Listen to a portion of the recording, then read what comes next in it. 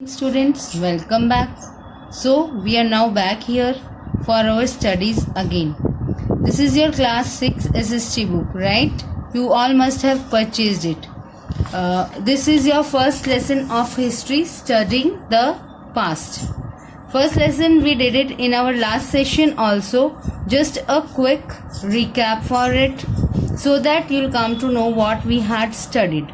So what is past? Past is the things which we had done in our previous time.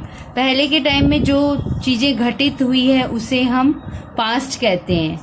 तो past जो है उसे history भी कहा जाता है. और हिस्ट्री इसे क्यों स्टडी किया जाता है? ताकि आने वाले समय में जो हम प्रोग्रेस करने वाले हैं और हम जिस प्रोग्रेस के लेवल पर पहुंचे हैं उस हिस्ट्री की वजह से ही पहुंचे हैं. अब देखिए, history it contains a word story in it, जिसका मतलब होता है story of the people who lived in ancient times. History को अगर हम टाइम फ्रेम के हिसाब से क्लासिफाई करते हैं तो हिस्ट्री 3 सेक्शंस में डिवाइड होती है: pre history, proto history and history. Pre history is the time period when writing was not invented. इसलिए यहाँ पे कोई तरह के कोई रिटन रिकॉर्ड्स नहीं है. Of this period there is no written records. तो प्री हिस्ट्री जो है वो सिर्फ और सिर्फ जो आर्कियोलॉजिस्ट हैं उनके आधार पर, या उन्होंने डीप ग्राउंड से जो खोद के निकाला है उसी के आधार पर, ज्वेलरीज, टूल्स, कॉइन्स के आधार पर प्रेडिक्ट किया गया है. What is proto history? Proto history जो है उसके रिटन रिकॉर्ड्स तो है लेकिन वो बहुत कम है. इस वजह से जो आर्कियोलॉजिकल सोर्सेज हैं वही इसकी भी हमें बेसिक इंफॉर्मेशन देते हैं. इंडस वैली सिविलाइजेशन जो कि अपने टाइम की बहुत अच्छी सिविलाइजेशन थी, बहुत प्रोग्रेसफुल सिविलाइजेशन थी, वो प्रोटो हिस्ट्री के टाइम पे आती है. Now history, the time period after the invention of writing is known as history. The time period after the invention of writing is known as history. इसके हमारे पास काफी रिटन रिकॉर्ड्स हैं. Early writing जो थी वो rocks, pillars, copper plates, clay tablets, palm leaves और इन पे होती थी. बट नाउअडेज हम लोग पेपर्स का यूज करते हैं. इवन ई सोर्स का यूज भी होता है. समय के साथ साथ हमारे ये लिखने की तरीके चेंज हो गए हैं. डेट्स को हिस्ट्री के अंदर बीसी और एडी में कहा जाता था पहले, बट आजकल हम इन्हें BCE, that is BC and CE के तौर पे यूज करते हैं. BCE is before common era and CE is common era. Now what is the geographical framework of Indian history? India is a very large country. वहां पे बहुत सारे mountains, desserts, fertile reverse, बहुत कुछ है. सो इंडियन हिस्ट्री में लोग, soldiers, merchants, traders, travellers, scholars, और उन्होंने एक दूसरे की जगह पे ट्रैवल किया है, एक जगह से दूसरी जगह आए हैं और वहाँ के कल्चर को, हैबिट्स को, कस्टम्स को जो है वो एक दूसरे के साथ आदान प्रदान किया है, जिस वजह से हमारा कल्चर आज भी काफ़ी रिच है. इस रिचनेस पर हम इसी वजह से पहुँच पाए हैं. अब देखिए, हम बात करेंगे इंडस और गंगा प्लेन्स के बारे में. This is the fertile regions ever. ये सबसे ज्यादा फर्टाइल एरिया है इंडिया के अंदर. और रिवर नर्मदा वो भी बहुत फर्टाइल है. अब पुराने सेटलमेंट्स जो होते थे वो पुराने समय में रिवर्स के आसपास होते थे. क्या कारण था उनका? The basic reason was the river provided them sufficient water for all their needs. The land near the river was very fertile, so people could grow crops. The river was also as a means of transport.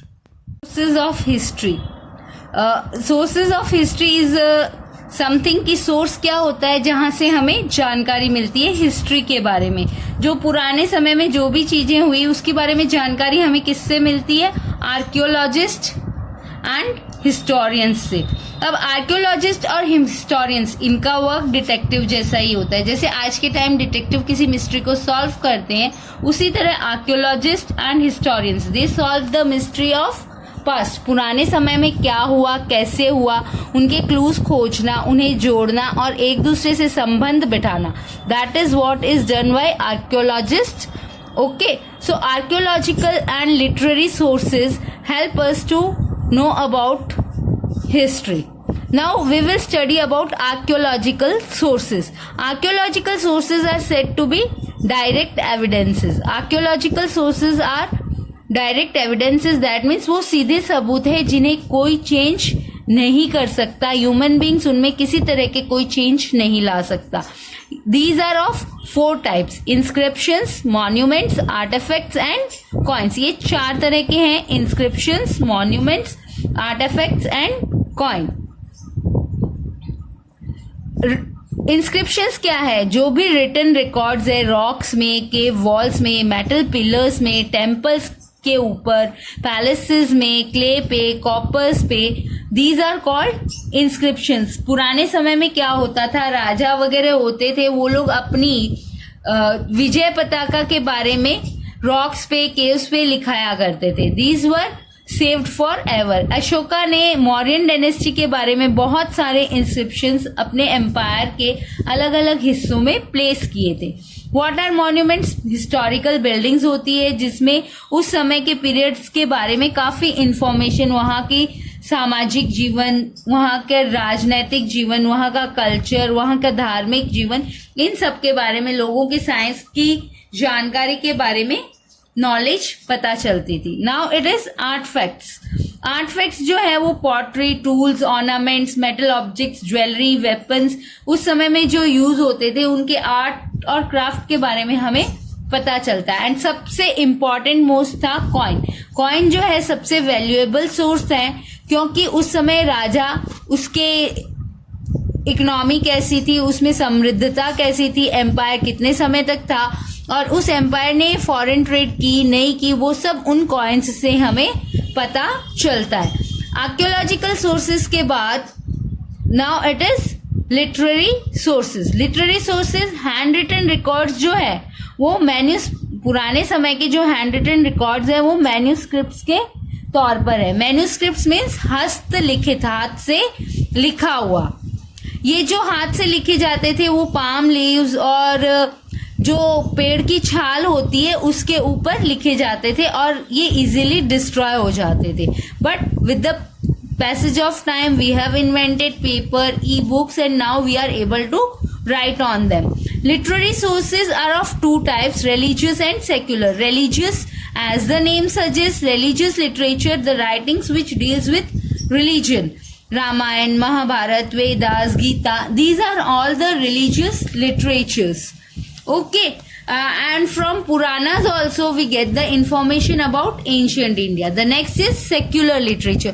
That does not believe in any literature. Our nation is also a secular nation. That means we treat all religion equal. So in the secular literature also all religion are equal. In the secular literature there are biographies of kings, foreign travelers, and even about some politics, about some science. Arthashastra by Kautilya. Kautilya's another name is Chanakya. So Arthashastra जो कौटिल्य ने लिखा है, या Megasthenes ने जो indica लिखी है, या कालिदास ने अपनी जो पोयम लिखी है मेघदूत, वो बहुत फेमस है, लेकिन वो सारे सेक्युलर लिटरेचर के अंदर ही आती हैं.